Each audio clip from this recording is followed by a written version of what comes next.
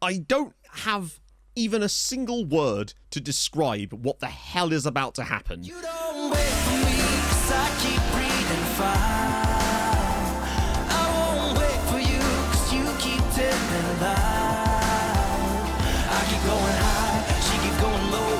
At the end of the day, she's gone. But you don't wait for me, 'cause I keep breathing fire. And you keep telling lies. Hi guys, and welcome back to another episode of Outcasts 2 Icons. If you're enjoying the series up to this point, drop a like, that'd be most delightful. So, today, it's the culmination of our Champions League group. We've got two very, very important games. Firstly, away at Marseille, and I do kind of feel like they surely can't play that same system again, right? They're the home team. They're going to have to come out and attack us, and hopefully that'll be enough to give us the space to find the chances that we need to win this game. The other game that goes on is actually kind of important, because if those two teams were to draw, it would set us up perfectly for that final game of the group at home against Saints, where hopefully we could grab a victory, or may not need to, because I think we've got to win this group this season, because, I mean, sod's law, we'll win the group and we'll end up getting some outrageous second place side in their group. Given that Real Madrid and Man City are both in the same group, there's a very strong chance we'll just end up drawing one of those two, won't we? It's just how these things go. Now, our league season is going pretty damn well at the moment for us, which is a lovely, lovely sign. And if you want to stay on top of all the league fixtures that matter to you, then the OneFootball app is the app for you. Picture the scene. It's the end of the season, the final day. We score a 90th minute winner to go and win Serie A with Sassuolo. Well, the fans that weren't at the game and couldn't quite catch it on television, the live score notification will pop up on their phone and the celebrations can begin. Not to mention all the team lineups, all the transfer news, all the live scores for any leagues you want to follow, all with the touch of a button. So once again, a huge thank you to OneFootball for sponsoring this video, and you can download the app for free with the link in the top line of the description. Also, weirdly, despite his form being scintillating lately, putting up tons of goals and assists, Gregory was then left out of the England squad. It's like, what has he got to do? He put him in there when he wasn't scoring. And also, sadly, Dinko Pavlich pulled an abdominal muscle in training and has missed both off-camera games and will also miss today's game against Marseille. He should be back for the Southampton game, but it's been a big moment for old P-Doms to step up and do a job in that midfield for us. And I think he's going to flourish in there. And this is the sort of chances he's going to need. He's been getting plenty of game times in the rotations anyway, but now he's actually going to get 4 or 5 games in a row to really show what he can do. However, he also picked up a slight knock in training a couple of days ago, despite me basically doing no training during these ones and just doing lots of recovery and rest. Hopefully he's available today. I really hope he is. Right, we're going to jump straight in today, honestly, because there's bushes, but we don't need to be around them. So, you can see what I mean here. Right, okay. We'll do a selection advice and kind of go from there. See, this is what I was concerned about, but we have very little choice today. I'm just not going to do that. Now, something I have been tempted to... Why does my assistant keep wanting to drop Believ out? It's very odd that he wants to... Now, all of a sudden, he wants to keep moving Believ back out of the team entirely, and I just don't really want to do that at all. I like Milivojev there. Now, one thing I would say is that Eklu definitely has more of a creative force when he plays in that role than Milivojev, so part of me would actually be tempted to start Komi Eklu in here today when we need that little bit of creativity, but I still want Believ in the defence, I feel like. Although, actually, maybe he was right all along. No. I trust the partnership of Uriarte and Believ for today. Milivojev will play off the bench for today. No way Quarto starts. Honestly, with the knock that Niewiadomski's suffering, part of me is tempted to put Milivojev in there instead as the DM, because not as the DM, but as the defensive style of our midfield, and maybe that's the best approach for us right now. Now, Nissen has been a bit tired lately, and he's been complaining about, well, hang on, who's he wanted by? Hamburg, interesting. And I'm tempted to maybe give Timon Overmars a start, but I do kind of wonder if today, as he's still building his match fitness up, it might be best to go with the tried and tested Magnus Nielsen today, anyway. Surely we can start Michal Chea, right? No way we're putting Jose Ramon in that position right there. But you can see that we've just started to get a little bit weaker there. But still, the bench of Lombardo, Glavash, Siggy Jonsson, El Yazidi, Candido, and Overmars is certainly no slouch of a bench. The last thing we want to do is get him in there and have him be injured, I suppose. So Alexandre is back now for Marseille. Just to give you an idea, I have scouted him once before, but this is the kind of player that they have in their midfield. He is extremely good. So I'm actually going to press and go after him a little bit more because he is such a key player for them. It's just nice that they're not playing their back 13 system, to be fair. So, the game has just informed me that a win here would be enough to qualify us for the next round of the Champions League, which is perfect. Obviously, we'd still want to make sure that we win that final game against Southampton because we want to make sure that we win this group. But still. Right then, away from home, Marseille will have to come and try and attack a little bit. It's interesting that Southampton were able to beat them 4-0 at St Mary's. It makes you wonder if they actually did start to open up a little bit in that game or whether Saints just blew through them. But they're going to come at us a bit more today. They have to. But hopefully the changes we've had to make today won't cause us too much pain. Gregory now driving forward. Look at the spaces he's opening up. Eklu in total room here. And Eklu with a great strike. And it's a brilliant stop from Ray. He very rarely lets me down when I put him in the team. And that's really nice to have as it's gone over the bar. Really good start. We look already better than we did against them last time. I just want to score more than one goal in a Champions League game. That's our task for today as Alexandre's broken through. And it's a good save from Milosevic. But bad as far as our chances of winning the group goes, as we really would have to go into that Southampton game needing a victory. As things stand, as Alexandre, it's a great strike, and that is the danger that he poses. 1-0 to Marseille. Alexandre with the goal, and, well, he just got into the position. I thought we had it covered. I thought someone would get a block in, and they didn't. It is Marseille 1, Sassuolo 0. I don't know if this might actually be the first goal that they've scored in the Champions League this season. Once he gets into this position here, I thought we were going to get bodies across, and they just don't, and, I mean, Milosevic maybe could do better with that. Belayev. Oh, it's all the way through, and somehow, Nissen! Oh, the cheek of the man. Wow, Marseille 1, Sassuolo 1. Magnus Nissen will grab the assist. I don't know what's going on there. They've completely left it. Remember that horrendous chip attempt he put in? I think it was against Marseille in the first game, actually. Or it was against Saints, where he tried to dink the goalkeeper and hit the crossbar. And then the defender just misses it. But the composure of the man to dink the goalkeeper from there, that is the kind of thing I love to see out of Magnus Nissen. 6th goal of the year for him, and we're level. Good stuff. This is more like it. Now we're starting to look more like Sassuolo. Ball in. Gregory's header off the post and in. Sassuolo 2, Marseille 1. And it's his 7th goal of the season for Troy Gregory already. I'll be honest with you. When I first saw him over the first couple of games, and he has still had some poor ones, I was a bit worried about what he'd be able to produce for us this season. And I was concerned that our left wing may still suffer. But the fact that he's already netted 7 times this year and is assisting goals as well is very encouraging. In fact, as things stand right now, technically, we would be group winners as well, because Real Sociedad would not be able to overtake us. He's really starting to build more and more confidence into his play with each passing game now, and it's great to see. Gregory goes past his man, finds Granados. Oh, that would have been a great header.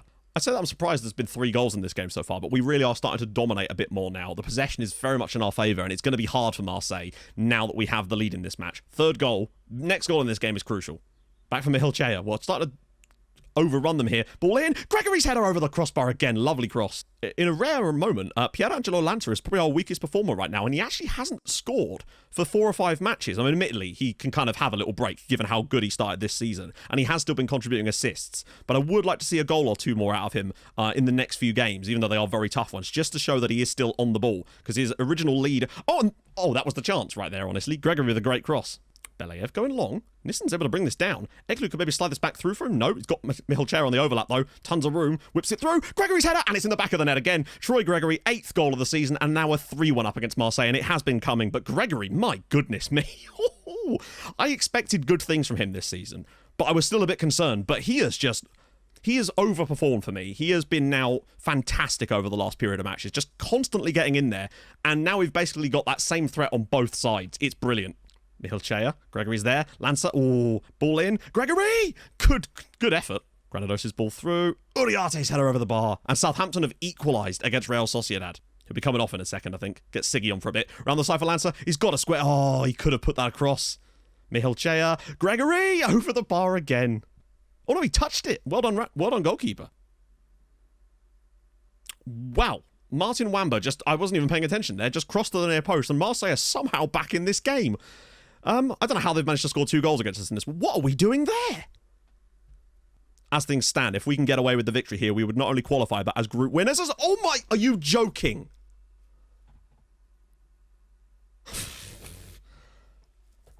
Two corner, or is that a throw-in? Nope, 2 corner goals in 2 minutes. It's going over the bar. It's not even going in. Oh, what the hell? And Southampton have equalised as well. I don't know what that really means in the grand scheme. I cannot believe this is 3. Oh, hang on. No, never mind. I'm just completely blown away by that. They've had an XG of 0.47.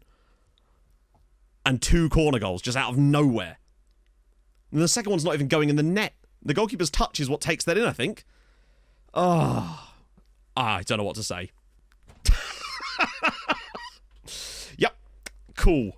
Like, obviously, you've got to defend them better, but it's just like, I don't understand why they suddenly didn't defend them properly. And then the goalkeeper, oh my God. So what that does to this group now is we have now qualified because of Real Sociedad's head-to-head. We now can not win the group because Southampton could beat us.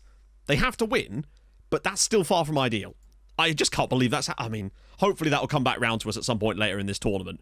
But Christ on a bike. So, we had a tough period of games off camera, the first of which was away at Lazio, who, have had a struggling season so far. Unfortunately, this happened. Perez getting the ball here, the shot comes in, deflects off the goalkeeper for 1-0 Lazio on 78 minutes. They were pretty much in control of the game at that point, in fairness to them. But then we had a really long highlight in the 90th minute. Eventually, Uriarte just dumps one over the top. I don't know how Overmars was offside, but he pulls out a 1-1 draw for us. And you can really see that up until that goal, we weren't really doing a great deal in this game, but it was nice to stay unbeaten. And Lazio didn't look like a team that was down in 7th place in the league at that point. Believe me, it's the best anyone's played against us all season. Just going back to the Marseille game as well, I had a little look. In like 15, 16 games this season, we conceded 1 goal from a corner all year, and then just bam, bam.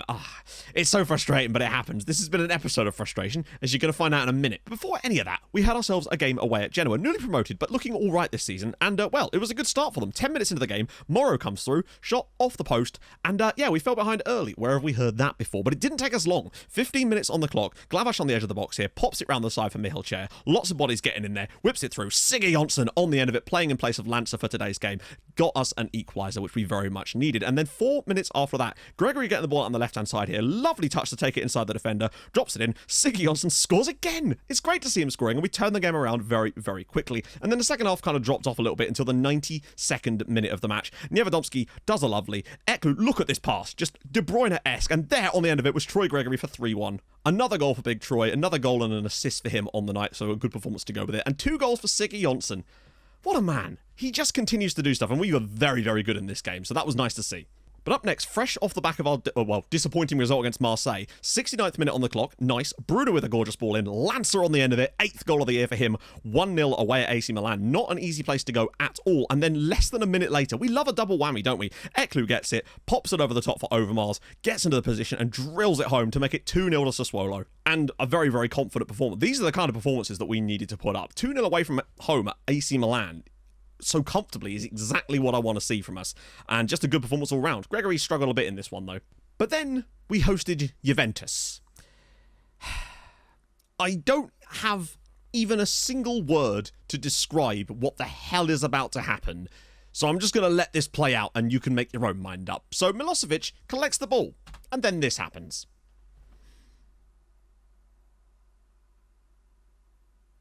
Boots it straight at Alpacelic. You're a professional footballer. Exactly what we didn't need. Run the goddamn segment.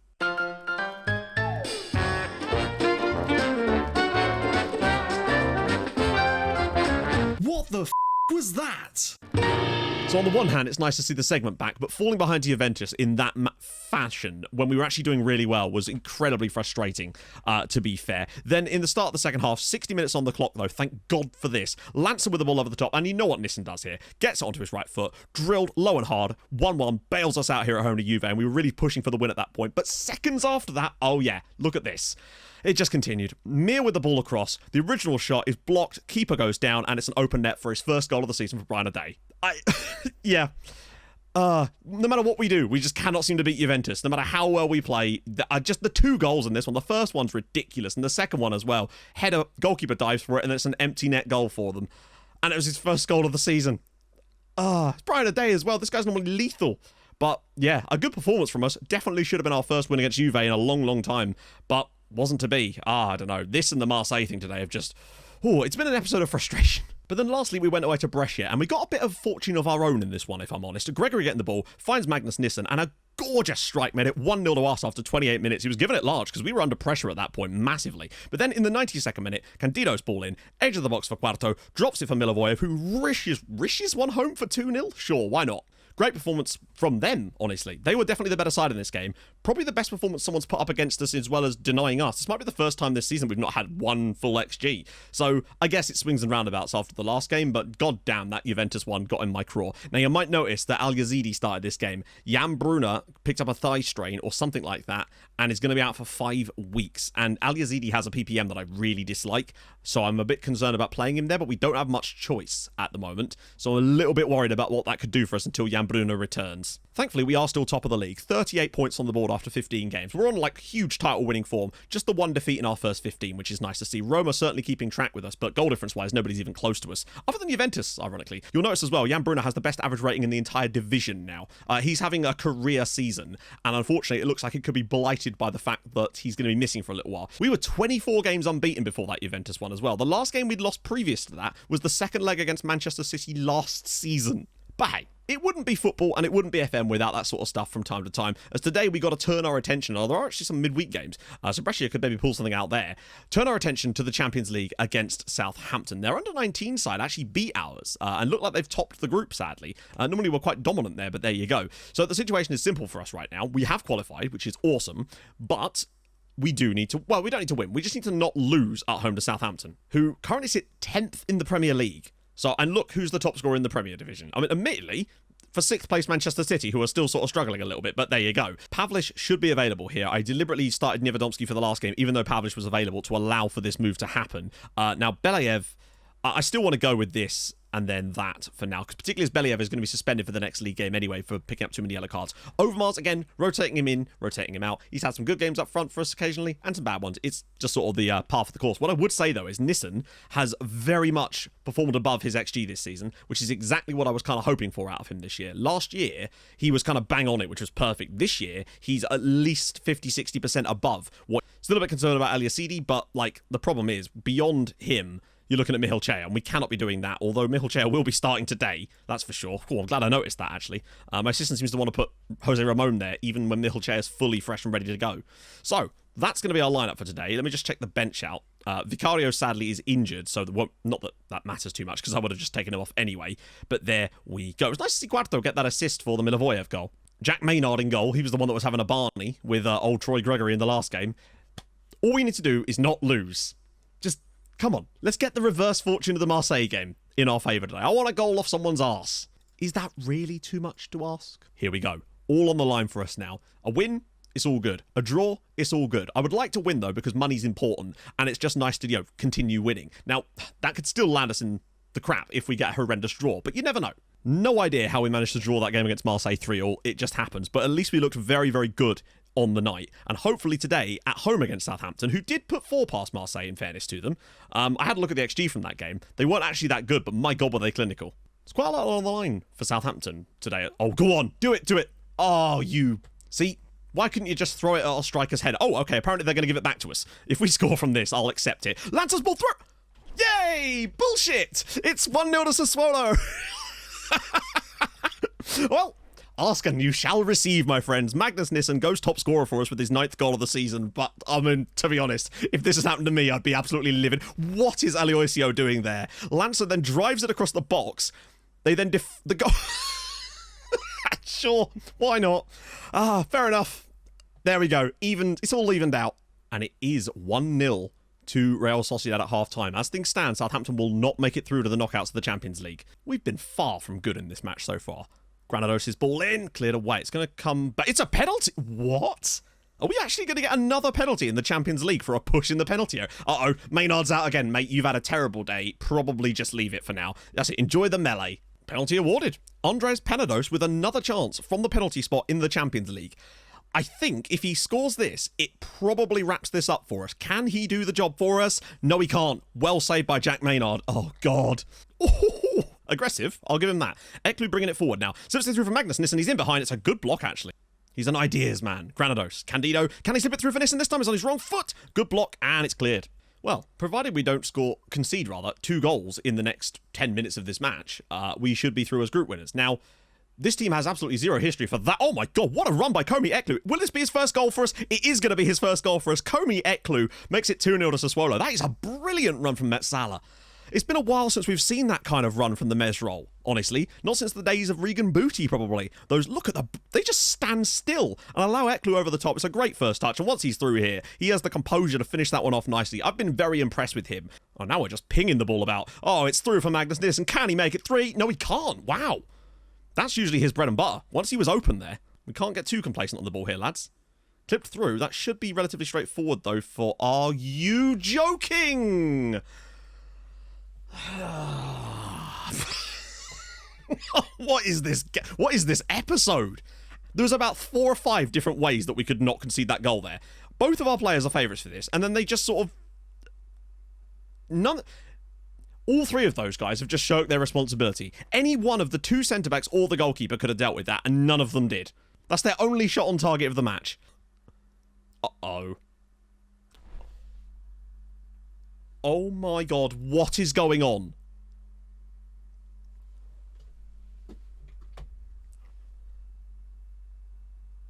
Can we not? If it's all the same, can we not? I don't understand. First he misses it, and then he...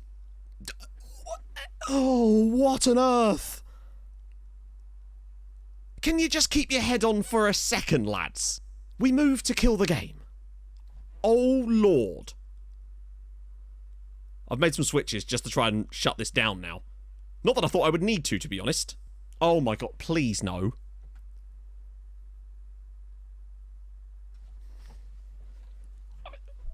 I actually have no fucking words. What on earth? I've never seen anything like this in 2 consecutive Champions League games. We're actually not going to win the group. We missed a penalty as well. What is he doing? Why are you punching it there?